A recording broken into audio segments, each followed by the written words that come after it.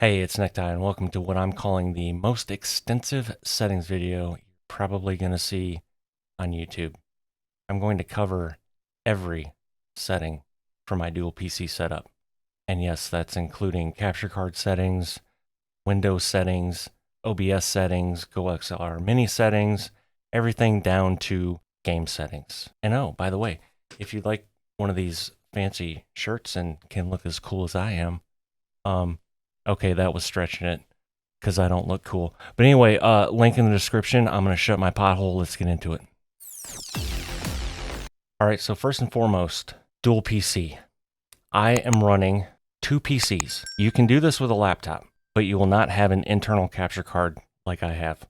I have the Elgato 4K Pro MK.2. That's a mouthful. That's what she said. Anyway, that's an internal capture card that is installed over here on my streaming/recording PC. From there, I have from my gaming PC video card HDMI output going to my capture card input. There's only HDMI ports on the capture card. And then if your gaming monitor is connected to your PC via HDMI, because maybe that's all you have, then you use the pass-through out port back to your gaming monitor. My setup is different because all of my monitors are connected via DisplayPort. So my gaming monitor is connected via DisplayPort to my gaming PC. The two monitors I have connected to my streaming PC are also connected via DisplayPort. Now, for audio, again, I'm using the GoXLR Mini, and that was the wrong screen because I'm professional. So this is what the back of the GoXLR Mini looks like. If you have the GoXLR, there's a couple of more ports,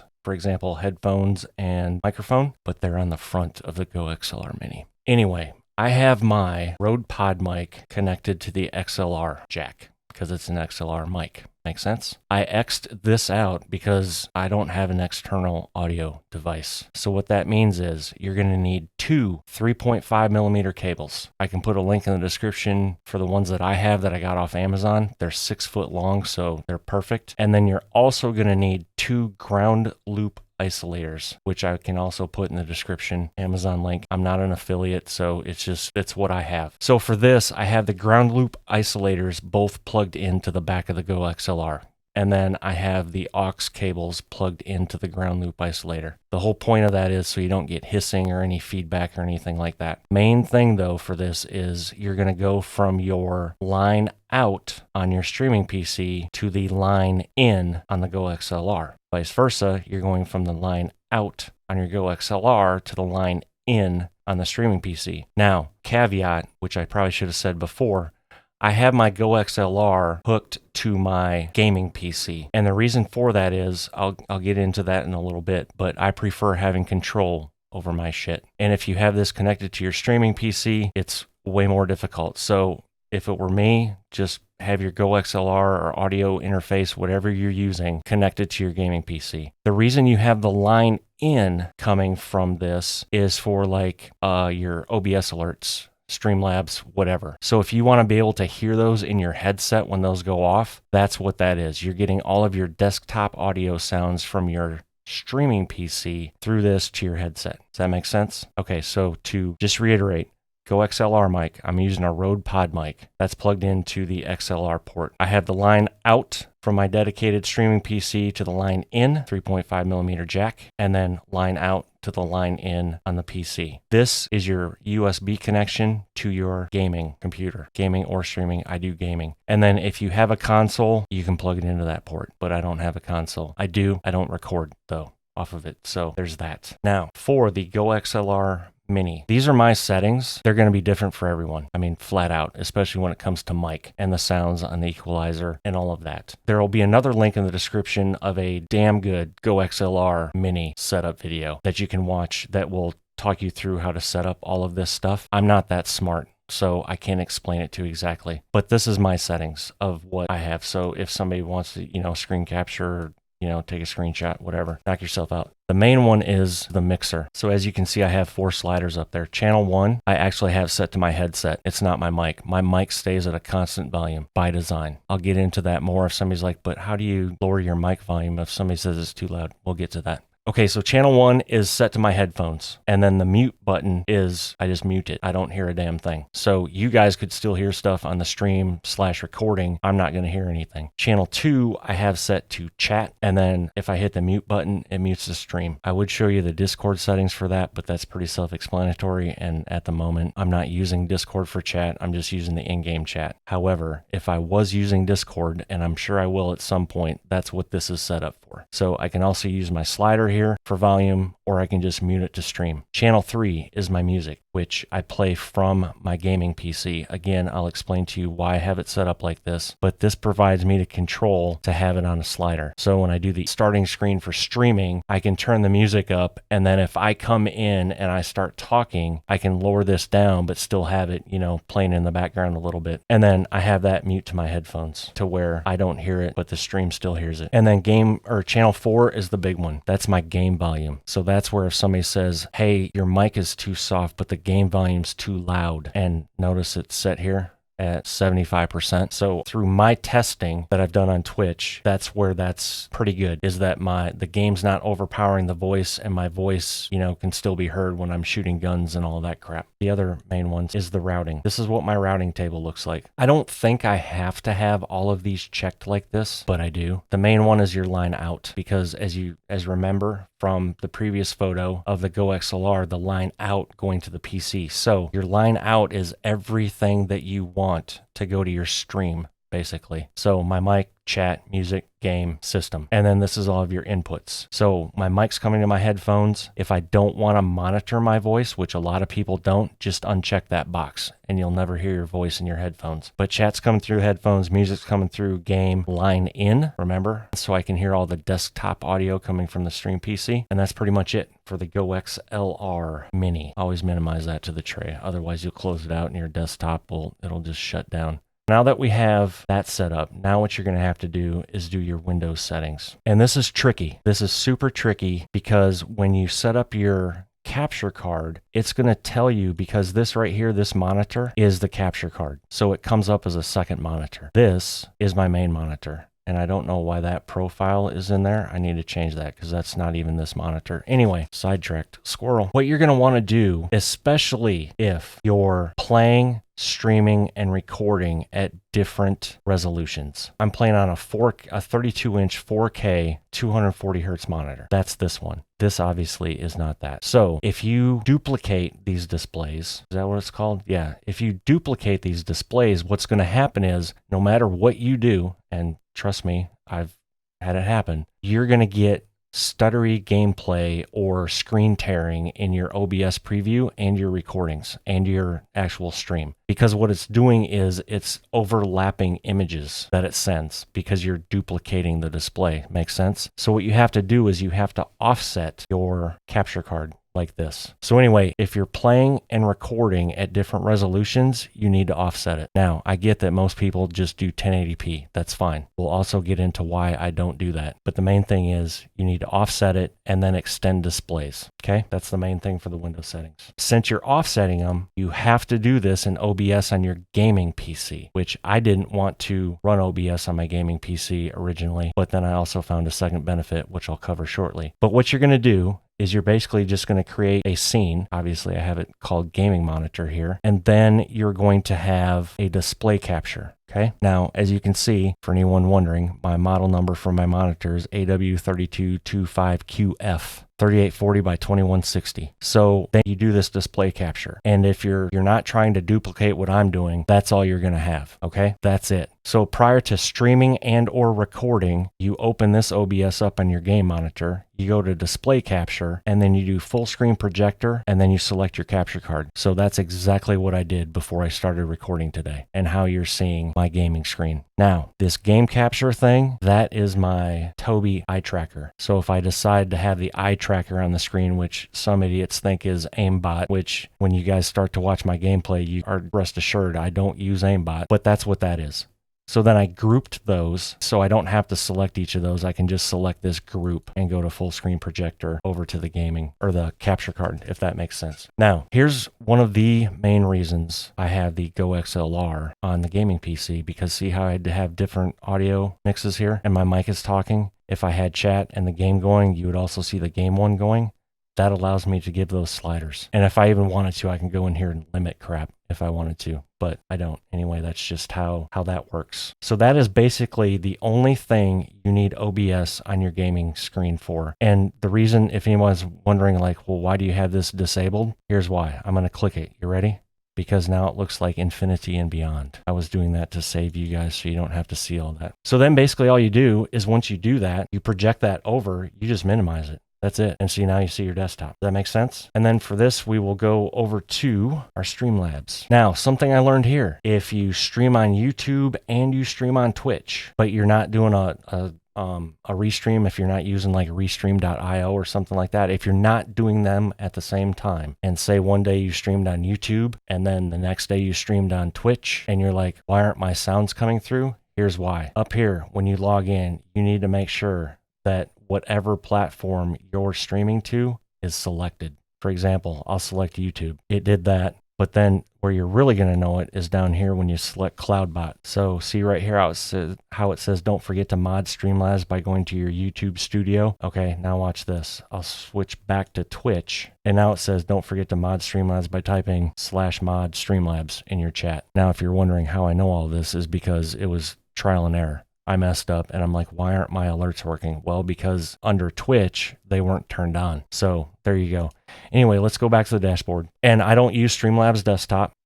If you use Streamlabs desktop, I would suggest stopping and downloading OBS, because Streamlabs desktop uses a lot more resources. OBS doesn't. And then also, obviously, this is, see how much I've been testing crap on my streams. That's all my streams have been so far on Twitch, is that alert box is a big one. So the only alerts I have in here, and this is how you can configure all this stuff, but the only alerts is like my follows is enabled. Okay. And then you can select an image you want, and then a sound, and then you can select test.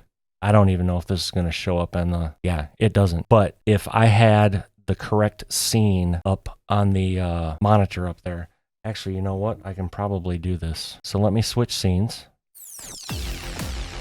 So as you guys are seeing my gaming scene now, and if I do test follow. Did we just become best friends? Yep. That came through. Now, I didn't hear the sound. I don't know if you guys did. As I'm recording this and I didn't hear the sound, then there's something messed up. But you guys get the idea. I've been messing with a lot of settings lately, so it wouldn't surprise me if something gets messed up. And then you have subscriptions, donations, bits, all that crap. The only ones I have set up are follows and donations, because I'm not an affiliate on Twitch, so nobody can subscribe or do bits or any of that crap. So I just have follows and donations, because I have a donation link if anybody wants to do that. However, caveat, if anybody wants to donate their money to me, just click on my merch link, and I would rather you just buy a shirt or something, because then you get something out of it for your money, right? Instead of just tossing your money at me. That's just my thought process. Anyway, the big one is, though, your CloudBot. And this is where you can turn on all these different modules. You can read them, but I have all of them on because people in chat like, asking 8-ball questions or doing mini games, duels, all of that crap. I also have commands set up. So if somebody says, hey, what's your setup? For example, ! setup takes you right to necktiegaming.com/mysetup. And if anybody wants to know every piece of equipment I use, that's where you need to go. And then you also have a bunch of default commands. So for example, the default merch thing promotes your Streamlabs store, but I went to edit and I put in my shop. So that way, if anybody asks like, how do I buy your cool stuff, I can just tell them to do that, and we'll go to that. And then there's loyalty points, all of that stuff, and you can reset the loyalty database, add points to viewers, that sort of thing. You can do giveaways through here, all that sort of stuff. But that's a brief overview of Streamlabs. But the main point is the whole CloudBot thing. So now what we're going to do is I need to switch my mouse to the top monitor, and we're going to switch to the streaming PC, and then let me disable. And also the reason this looks all scrunched to you guys is because my top monitor is actually a 49-inch super ultra wide. So if I have my screen set up the way I normally do, it would be a real pain in the butt. But anyway, this is how I have all of my settings on my streaming PC. Okay. Again, to reiterate, this is my streaming PC. General settings, there's really nothing in here that I touch. I don't believe. The theme, because I like dark, but you can change it to whatever your heart's content. Okay. And then we're going to go stream. Service is Twitch. I just leave that on auto. I also have better TTV and Franken face emojis or whatever enabled. So that's why those are there. Obviously, if you stream to YouTube, you select YouTube or whatever platform you're doing. Now, the reason I'm streaming to Twitch is because of my dual resolution thing that we'll talk about here. Actually, we're going to skip output and we're going to go straight to video. Okay. Now, as you can see, this is resolution number 1. My base canvas is set to 3840 by 2160 because that's what my monitor is, right? However, I'm outscaling 2560 by 1440, and then I use the Lanco sharpen filter 60 FPS. Okay, so that's number 1. Basically, what this is doing is I'm playing at this, I'm playing in 4K, I'm recording in 2K is basically what this one does. So now let's go back to output, my stream settings. Stream settings are probably a little unconventional. This would normally be blue, but since I'm actually recording, I can't change this right now. But if you stream to Twitch, you can select your alert sounds to not be in there, or like your music, right? So if you play music on Twitch, but you obviously don't want that in your VOD, so you get in trouble, well, then you just select Twitch VOD track 2, and then you're going to hear everything normal, but they won't hear music or alert donations on the VOD. Audio encoder, everybody's going to have FM, MPEG, AAC. Video encoder for streaming, I'm using X264. Somebody's probably going to be like, why aren't you using NVIDIA NVENC? Because I'm recording and streaming at the same time, okay? So I'm using the processor to encode the video, and that's rescaled down to 1920 by 1080. So if you go to the previous thing here, I'm playing at the base canvas 3840 by 2160. Okay, the stream's being downscaled to 1920 by 1080 via the processor. Rate control, constant bitrate 6000. That's recommended for non-affiliates or non-partners for YouTube, for Twitch. So I have it set to 6,000. Keyframe is 2 seconds. CPU is fast. It's good middle ground. Profile's high. I don't have anything in tune or none. Now, little thing about Twitch, and if people are wondering why I'm streaming to Twitch, because I could stream to YouTube at 2560 by 1440, right? Hell, I could stream to YouTube in 4K. Number 1, if you stream in 1440p or higher to YouTube, you don't get low latency. So there could be anywhere from a 15 to 20 second delay from when something comes out of your pothole to where people hear it and or see it, right? So if you're playing a fast game like Fortnite, which I'm going to be playing, and something happens on the screen, it's going to be 15 to 20 seconds before I see that in chat, a reaction, right? And by that time, you know how fast that game goes. I could have already been dead and back in the lobby, and somebody's commenting on that, whatever happened. Also, I found out that YouTube re-encodes your signal that you send them. So you send YouTube your signal, well, they re-encode it and then send it out. It looks like crap, depending. But what I found out is, if you pull up, for example, Prospering, I don't know how many of y'all watch Prospering. I do every now and then. But he streams at the same time to Twitch and YouTube. I can pull up his stream on my 55-inch 4K TV from Twitch, and it looks crystal clear. Perfect. I can pull up that same stream on the same TV from YouTube, and it looks like dog shit. It's like pixelated. It's whatever. Listen, I don't know why. I'm just a 50-year-old dude trying to learn this shit. So anyway, that is my stream settings, okay? Now, recording settings. This is just where everything's going. My Y drive, aka my YouTube drive, which is a separate 1 terabyte drive. Actually, it's not a drive, it's a M.2. Still a drive, but you know. Recording format, I do it in .mkv, and the reason being is if OBS were to crash right now as I'm recording this, it's recoverable. If I was recording in MP4, you're shit out of luck. You get to start over. However, when I hit stop on this recording, it automatically remuxes a MP4. So I'll still have both files. My video encoder is H.264 because I have an NVIDIA graphics card, 3060 to be exact, in the stream PC. And I've got an MSI 3080 12 gig in my gaming PC. Audio track 1 is being recorded. And then this isn't checked because it was done in the videos or the video section. So I'm recording in 2560 by 1440. And then for that, I have a constant bit rate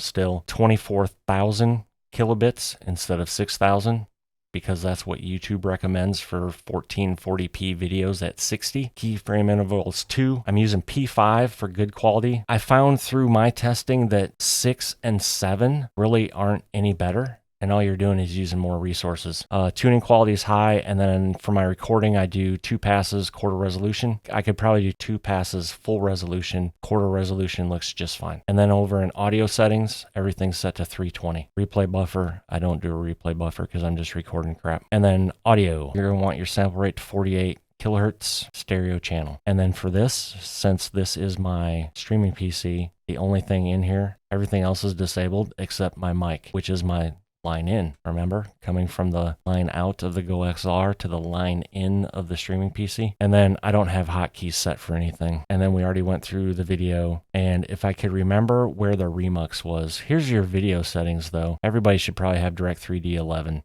color format, color space. Also, if you have issues in your color where your display capture looks darker than what you're playing at, check your color range and make sure that's limited. You would think that setting it to full would be better, but it's not. Trust me, set it to limited and it's going to look just like what you see on your screen. Here's the recording setting for the Remux. File name, I left that obviously. And then you check this right here, automatically remux to MP4. So whatever file you have in your recording settings up here. So I have my own folder, raw recordings. When I'm done recording, what's going to happen is in that folder, I'm going to have a .mkv file, this one, and then right next to it, it's going to be the remuxed MP4 of this recording. So super simple.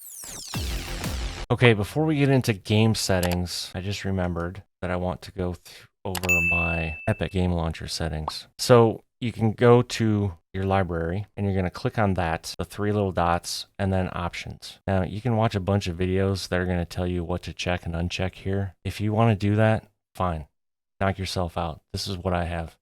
I don't play Save the World. High resolution textures I have installed. Number 1, because I have the space. Number 2, because I play in 4K. If you don't play in 4K or you're running out on space, then just uncheck that box and you won't have 15 extra gigs on your hard drive. DirectX 12 shaders I also have because I play in DirectX 12. And then I have pre-downloaded streamed assets checked because I don't want that crap downloading as I am playing the game. So that's number 1. Number 2, if you go to manage, come down here to launch options. You can also see a bunch of videos or things on Reddit where people have all sorts of crap in here. From all of my research and extensive reading, these 3 are the ones that apparently only work. Now, have I tested things to see if that is in fact true? Nope, I just have them in there. So if you don't have everything in there or anything in there and your game's running fine, sweet.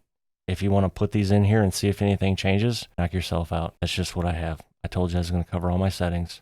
So that's what I'm doing.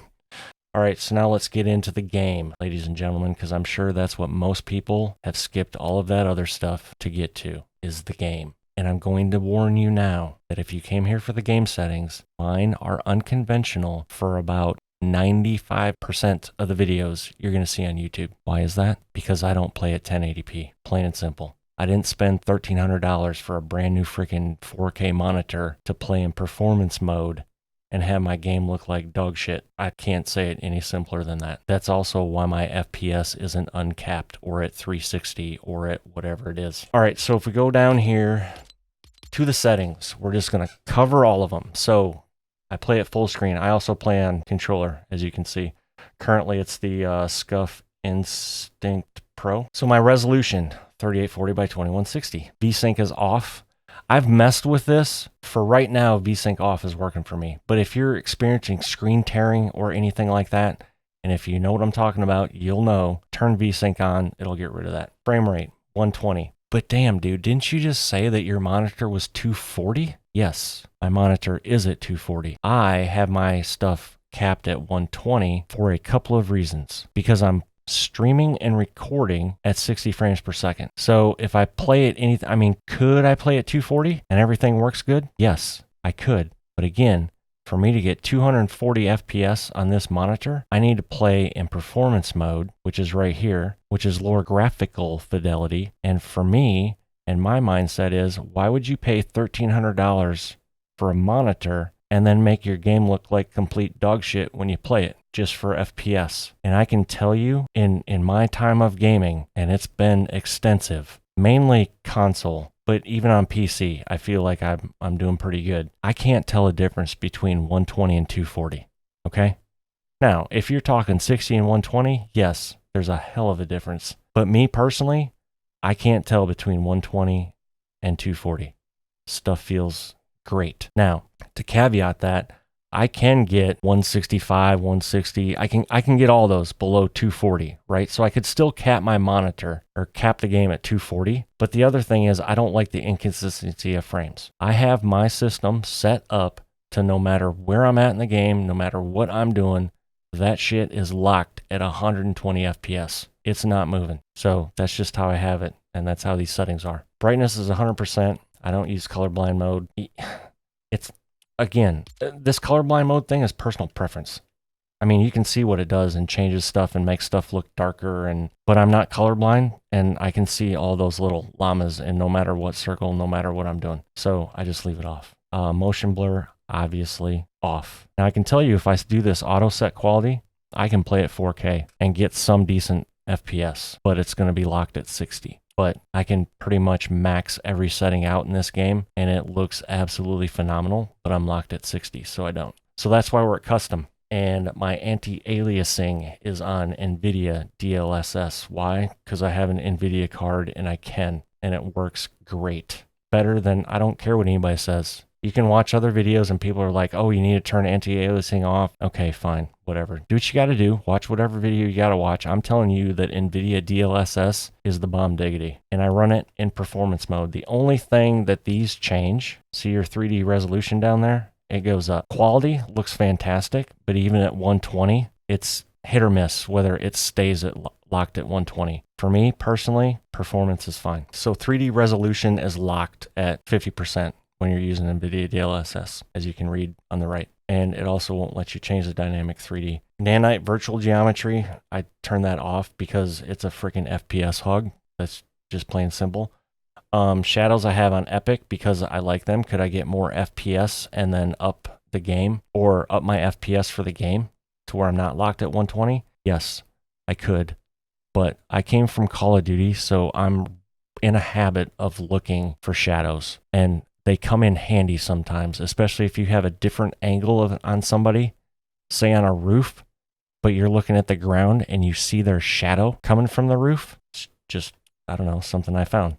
Do I need to run them on Epic? I could run them on high, but I like Epic. Ambient occlusion on, screen space reflections on, view distance is Epic. Somebody's going to say, why do you need that on Epic? I don't. It's just a personal preference. That changes your rendering distance of objects and crap. So, for example, if you're looking at something through a sniper scope, you may not be able to see it until you actually scope in, and then all of a sudden that building pops in. That shit drives me nuts. So I have it on Epic. Now, if I want to act like I'm not in the mode I'm in and say I want to run it like I'm in performance mode, if you move this all the way down to near, it gets rid of all the grass and kind of looks like a fancy performance mode. But again, to each their own. Textures are on Epic. Effects and post-processing also use a shit ton of resources. So I have them on medium. Does the game look better and all more fancy if it's on Epic or high? Yes. But again, I have my game set and tuned to 120 FPS and it doesn't move. So, and it looks phenomenal. I may even hop into a quick game so y'all can see. Hardware ray tracing. Obviously, that tells you that I don't, even if you had that stuff on, don't use hardware ray tracing. Show FPS is on. That's off. That's off. NVIDIA reflex low latency. Hey, let me dispel some rumors on this one because you're going to also watch a bunch of videos that say on plus boost. No, stop it. For those that don't know, if you have it on plus boost, you could be sitting at the loading screen doing nothing. You could go take a dump and your game's on the loading screen. Guess what? Your graphics card is running full freaking tilt. Doesn't make sense, does it? But that's what happens. Okay. I'll set on that. And then report performance stats disabled because I really don't care if they know my performance stats. Here's my volume. Again, this is all personal preference where people are going to have crap, but this is what works for me.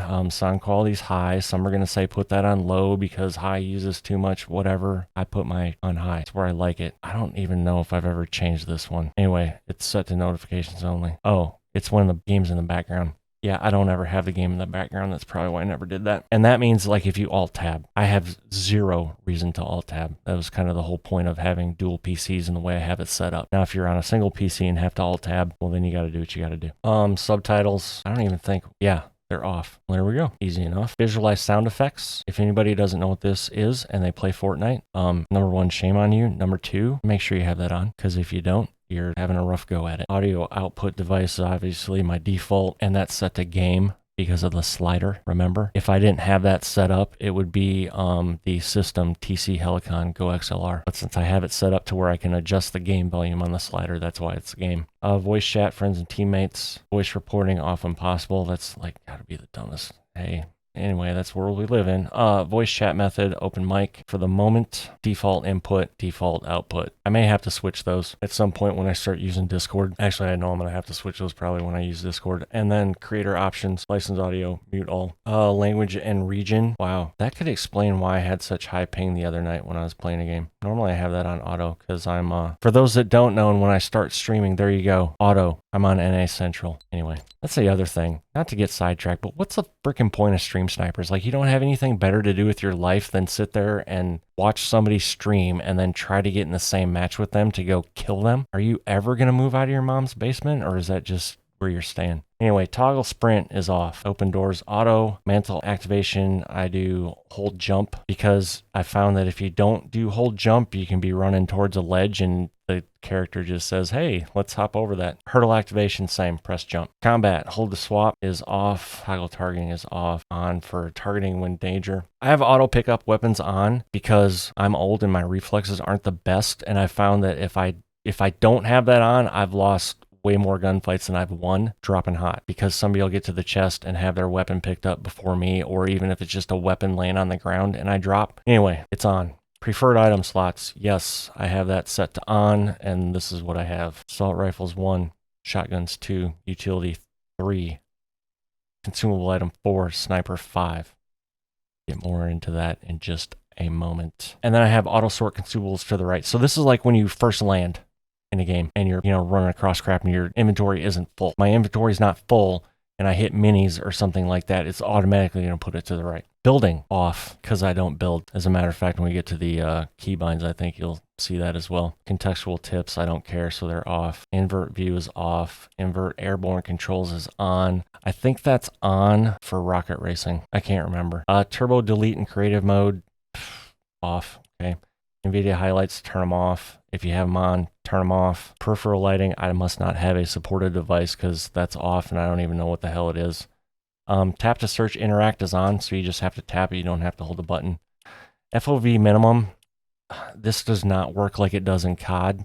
So that's just what I have it at. Apparently, this only works when you're running. But for example, in COD, if you're playing Warzone or whatever and you change your FOV, it changes the whole damn thing, even if you're standing there. Anyway, record replays are off, mainly because I personally think they suck. They don't show you an exact representation of what you were doing, and I just don't have a need to watch them. I mean, I'm recording the thing, so if I want, I can go back in the recording and look at something. So all that's off. Energy saving on, and window saving on. Reticle is currently on. I'll normally practice with it off and then turn it on for a game, but I'm leaning more towards to just leave it off completely. The only reason I like it on at this point is that when you're trying to mark something, if you're, gliding in or something, you don't have that little dot to know. But if you get good at centering, you really don't need it. So it's kind of forcing me to center better as well. And by centering is just putting whatever point you're looking at right in the center of your screen, because that's where it's going to be. That little dot is. Reticle ammo indicator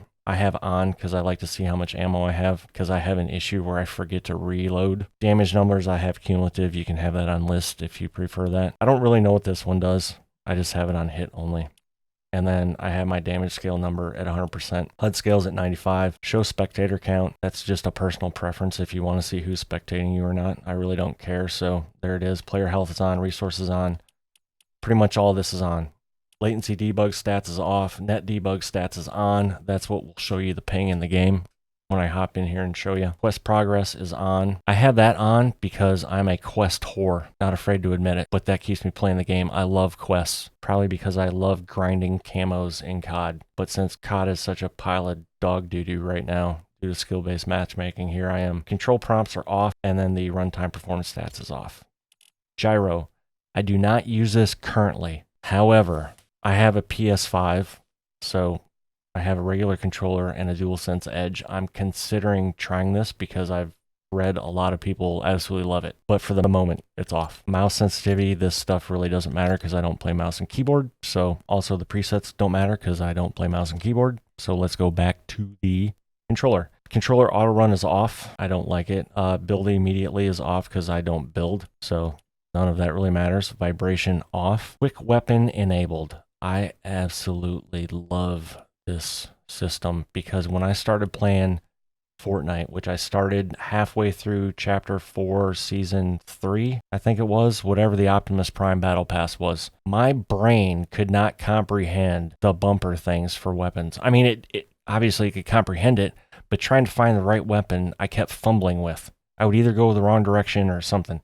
So I love that they implemented this, and mine's enabled. I don't like the diamond popping up, so that's why that's all the way over disabled. Toggle behavior is slot 2, so when I hit the right bumper, it automatically goes to slot 2. And then this is a new one they did, I'm liking, but when you instantly hit your button to swap weapons, the weapon swaps.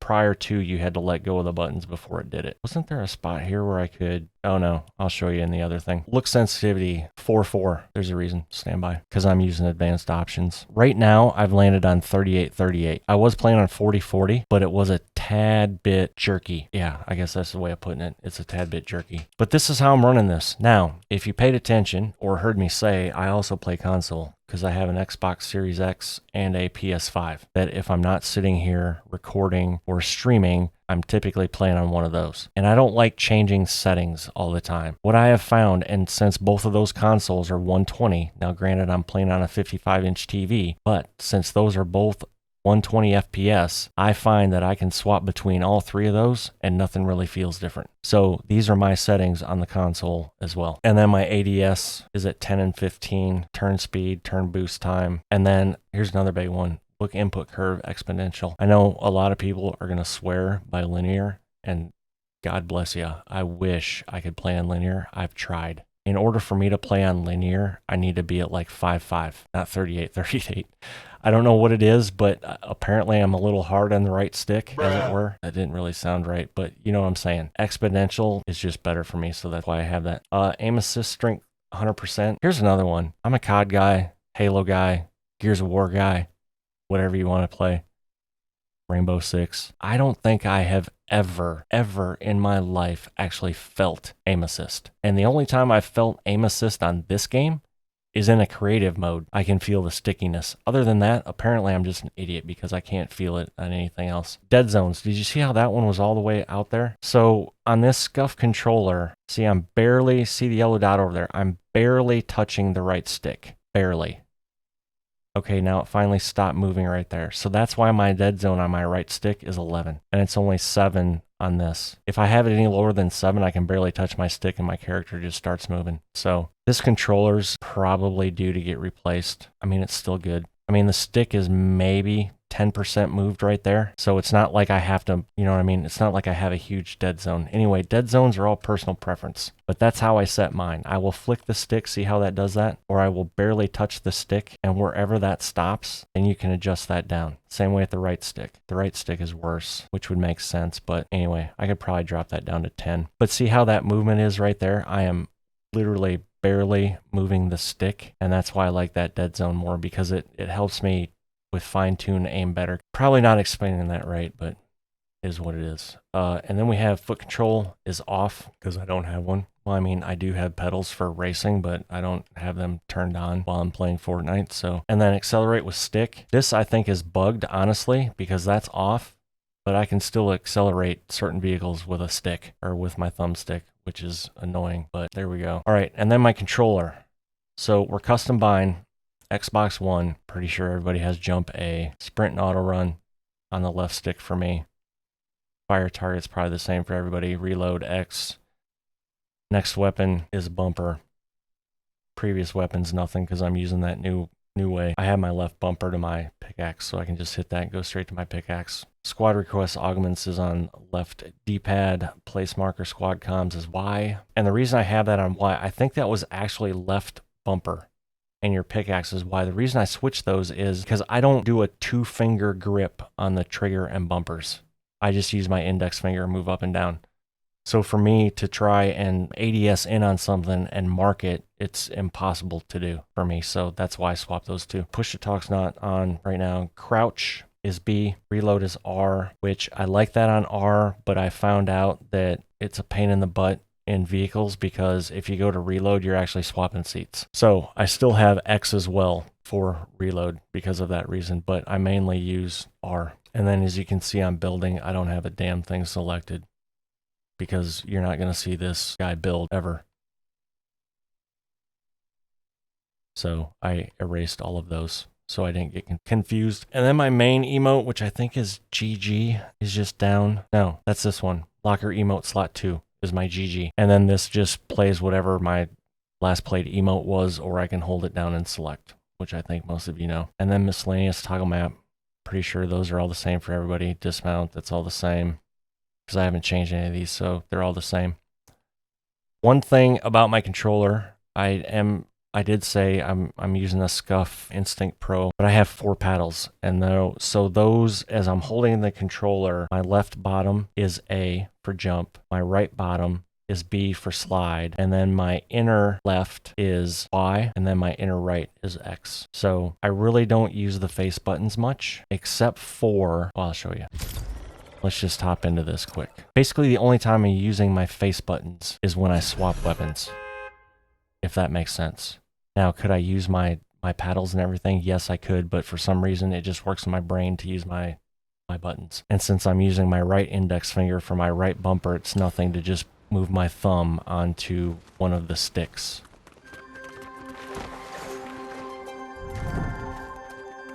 So for those that are new, you can see your map hang up there. Oh, I didn't go into a custom map.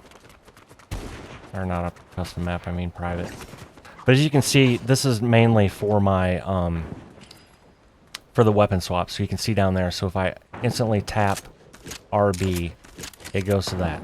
So no matter what weapon I'm on, I tap RB, it instantly goes to my AR. Now, I probably should, in the current meta, I probably should have that as my shotgun, but I don't. But even if I'm on this and I go to that, so let's say I'm on the sniper rifle and I go to my pickaxe.